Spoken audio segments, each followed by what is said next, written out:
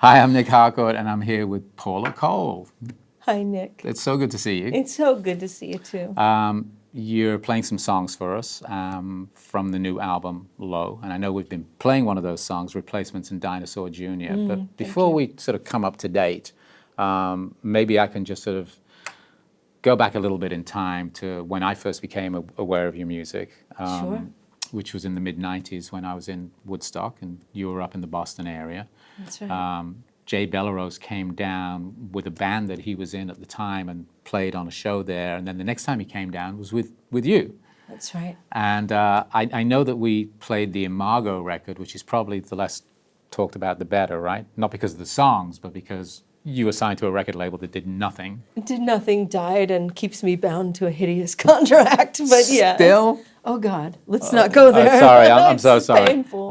Fabulous album, though, Harbinger. Oh, thank you. And then I think the last time I met you was a year or two before we moved to LA when I came out here for the KCRW gig. I was the program director at WDST, and we put together a Christmas show, and we had a bunch of cool bands on it, including you, just as you were breaking, so very lucky for us, and Semisonic just about before they blew up as well.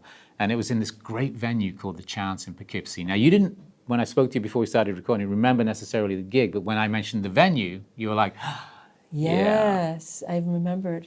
Remember, it had like a wooden Victorian feel with multiple stories, and the house was rocking. I remember it was packed, and it was a very joyful, intense night. Poughkeepsie. Yeah, Poughkeepsie. Yeah, great people. That's how the classic rock station there does its thing. Oh. WPDH, Poughkeepsie. Say it. Yeah. If I want to go back, I can get a gig, right? Yeah, that's right. And then you had a lot of success. I mean, like, things really happened for you in a very significant way. And, you know, hits, obviously. Hits will buy you a little bit of freedom, I guess, right? Mm-hmm. Yeah, in some senses. Yeah, it did happen very quickly. And that was kind of shocking for this introvert here, Right. you know. In fact, it was kind of ill-fitting, and that's partly why I left the business. And like Emmylou Harris says to me, like, it just happened too fast. I'm lucky. I've had this nice plateau, you know.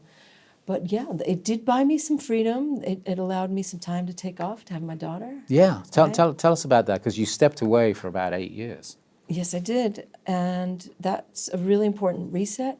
And even though I did kind of try at times to get back out there, I couldn't get arrested. It was just, it was just the time for me to take a break and reset. And that was really valuable. I had my daughter Sky in LA in 2001 and had a home birth. And this community was really supportive with home birth and supporting breastfeeding, which is really hard to do. You need support for that. And midwifery. And it was a wonderful community for me to just be and be a mother. Right. And so it ended up being an 8-year hiatus for like lots of personal reasons. Like I had a divorce too, and I relocated a couple times. Sure. So it was just life. I went through some life then. And the next thing you know, I'm back in New York and finally putting out albums again. I think I got more prolific when I finally made my independent album, independent label. And then I could just make music, you know, every year, every 2 years. Were you writing and playing guitar while you were taking that hiatus, while you were bringing up your daughter? Were you still making music? A little bit. Right. It's hard, a little bit, but not as much. And of course, hits give you that freedom, right? And I'm so grateful for that time. Because all that time, it makes you kind of a more complete human being. And, Right.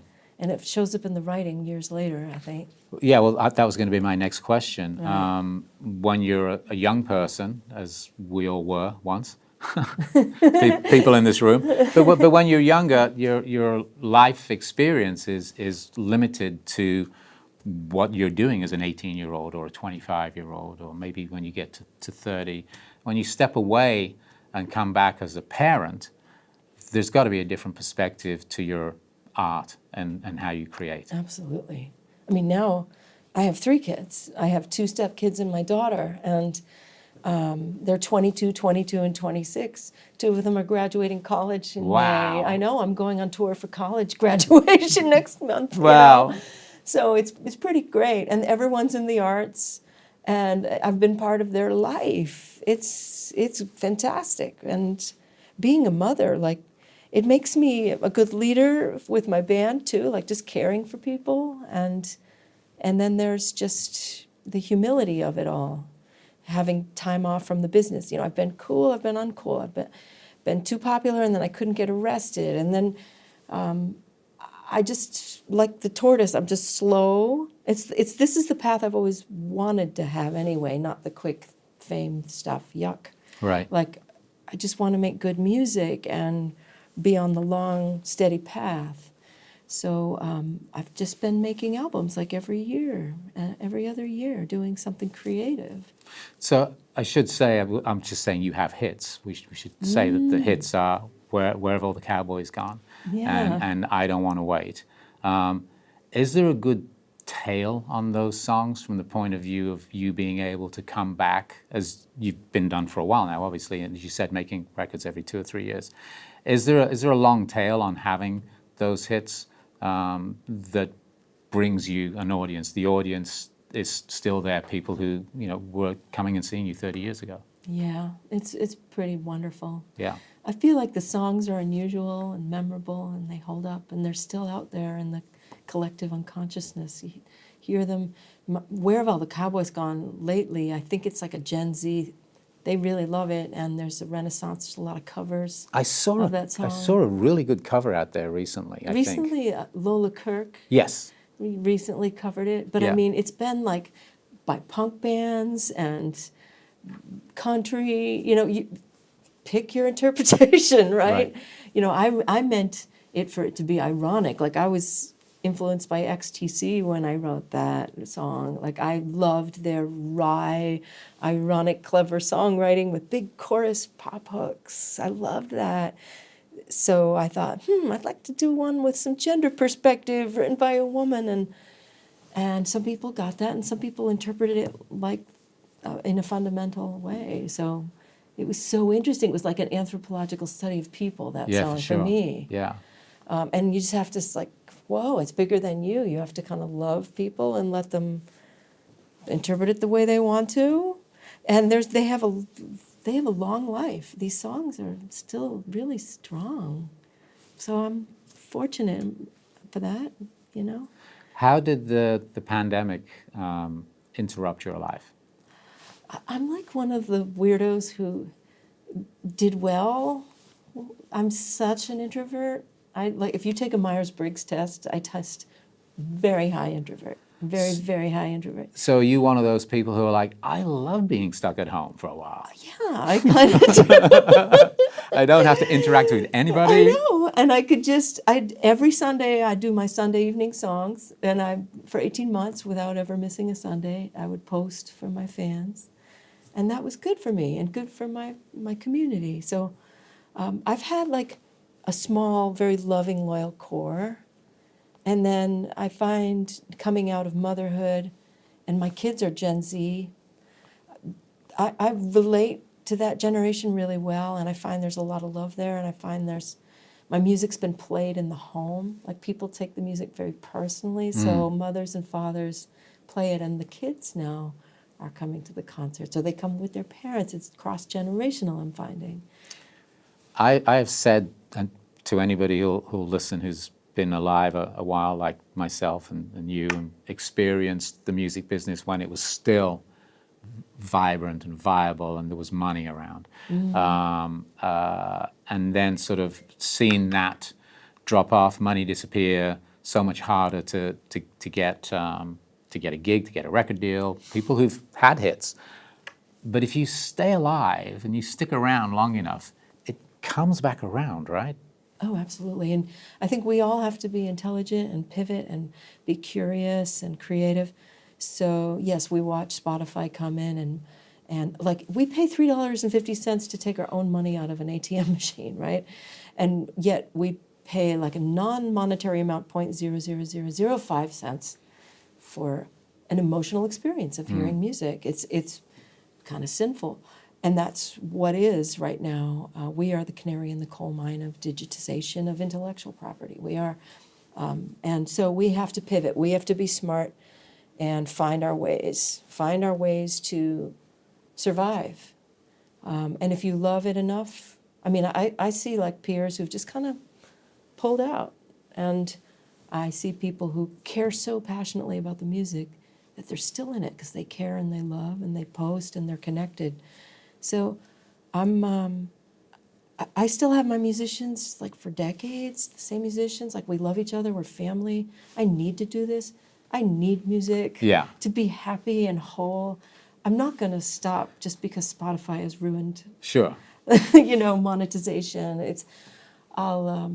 I'll find other ways, but I'm going to keep doing what I'm doing because I worship at the altar of music, basically. Right. So your first album after the pandemic was American Quilt. Was that written during the pandemic, or was it a grouping of songs from different times?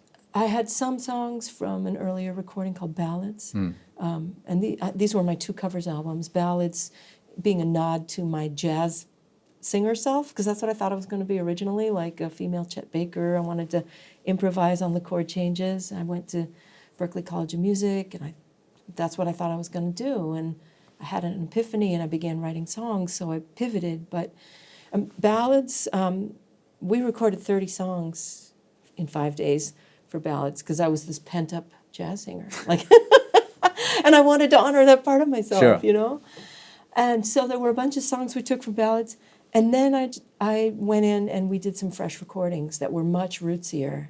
Black Mountain Blues, more folky, like Wayfaring Stranger. Right. And I did kind of do my little vocal improv moment on Bye Bye Blackbird, So that was a hodgepodge. It literally was a quilt of collections of recordings I'd done. But were they all covers? All but one. Right. Right. Okay. Hidden in Plain Sight, which is about, enslaved people, like through quilting. It's fascinating. They would create quilts to give clues to the Underground Railroad and hang them. Yes. So each quilt has a significance. I've like seen Bear a documentary Trail, about this you stuff. Bear Trail, like you follow the footsteps and the trails of a bear, or flying geese lead you north in the spring. So you want to go north, and wagon wheels, and how to find people that will carry you. It's incredible. It's just an incredible, brilliant history. So I wrote a song about it, and it's on American Quilt. And I've been busy, like collaborated with Jason Isbell and John Paul White in 22. So you did the EP For the Birds with John Paul White. Is that the one that Jason Isbell is on as well? That's right. Right. Yeah. How'd that come about? It's crazy. He read an interview, because he's on his phone all the time, I think. He must be. We all are. He's working. Yeah. He works a lot. And he saw an interview, and I was asked this very specific question: if you could collaborate with any male singer-songwriter, would that be? And I thought, well, I love Jason Isbell's writing. He's a beautiful songwriter. And I also love John Paul White. He read it, and he tweeted me, and my phone's blowing up there, and one morning I'm brushing my teeth, and we have this whole public Twitter conversation. Oh, fabulous. It was like a very good thing to come out of Twitter, one of the only good things. And then you ended up in Nashville? Then we were good to our word, and I went down to Nashville, and I brought a song. I'm like, what are we going to do? What do we sing about when we're 3 people, 2 men and a woman? So I wrote a song, and then they contributed to it and made it better. It's called Mother, Son, and Holy Ghost. It's the 3 of us. It's really beautiful. And so you're the mother. Who's the son and who's the Holy Ghost? It's about a man who's lost his wife and child, which ironically is kind of happening to him right now. Through the divorce. But, I don't want to say that. I love him very much. It's a beautiful piece of music, and I love him. Love him and respect him. And John Paul White, oh my God, talented men. And I've just keep making music, and now Low is out. So Low is the new album. It came out like a month or so ago, I think, earlier on this year. And I know we've been playing one of the songs, which is why you're here. Thank you. Where did this collection of songs come from? I think actually the session with Jason Isbell and John Paul White really helped spark me. I love their writing, and I had to write music for us to record something in the studio, and I just didn't stop. I wrote 5 songs for that session, and then I just didn't stop. I kept writing. It's like, the dam is wide open now, and here are my feelings. Oh my God, I think I was avoiding my feelings for some years, and all my feelings were coming out, and I'm realizing things about myself. Songwriting is so profound that way. It's like a dialogue with the subconscious, you know? And I'm a very autobiographical writer usually, so I was realizing as these songs were coming out, like, my own trauma's in my way. I need to work on myself. I need to let go. That's what Invisible Armor is all about. But the songs kind of pointed me to work that must be done on myself. Were you already doing any of that work? I mean, if you talk about trauma, were you aware that you were carrying trauma, or did the songs take you into having to deal with that? I think my songs were really the goalpost and really waking me up to that, and how defensive I was with this beautiful man that I'd been with for 15 years, and kind of always like one toe out. And well, you got to be careful, right? Because you never know when you're about to get killed, right? I know. Well, that's what I know this story. You know, painful divorce and all that. Yeah. I had so much baggage. I was so in my own way. Yeah. Yeah. And also, like, I went back to therapy. I'm like, okay, I'm going to go on zencare.com and find somebody. God help me. And I did. And she's great. And I began, like, realizing so much about myself. It just really helped. And I came to the realization I really do have trauma. Those were like extraordinary experiences. Why do I diminish them? Right? Trying to always be kind of this New Englander with a stiff upper lip, stoic, and get to work and don't self-pity, and yeah. I know they have stiff upper lip in England. They have it in New England as well? It's terrible. I'm so sorry. It's the worst. And I still live there. Well, the album is out. It's out. And I know that you're just wrapping up a little run now and doing some press and stuff, but you're going to be back in the fall, I believe, on a tour, and hopefully we'll see you in LA. Oh, yes. I'm going to be playing the Luckman tomorrow night, beautiful theater. And then we're on to Taos and Phoenix, and I'm doing Northeast runs and festivals, and headed back to the UK for the first time in 25 years. Say hello for me. I sure will. I know. Do you miss it? No. Why do you think I got out? I know.